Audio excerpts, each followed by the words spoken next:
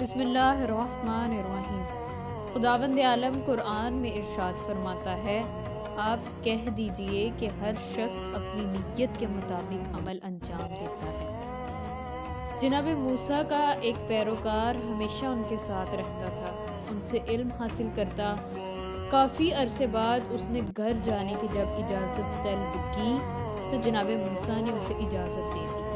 وہ شاگرد عرصہ دراز تک جناب موسیٰ کو نظر تک نہ آیا۔ آپ نے لوگوں سے اس کے متعلق دریافت کیا لیکن کہیں سے کوئی خبر نہیں آئی۔ ایک دن جناب جبرائیل سے پوچھا کہ تم نے میرے فلاں شاگرد کو دیکھا ہے؟ تو جناب جبرائیل نے کہا، جناب وہ تو مسخ ہو کر بندر بن چکا ہے۔ جناب موسیٰ نے فرمایا، اس نے کیا جرم کیا تھا؟ جناب جبرائیل امین نے عرض کیا کہ اس نے آپ سے تورات کا علم اس نیت سے حاصل کیا تھا تاکہ لوگ اسے فقیہ اور عالم کے طور پر جان سکیں۔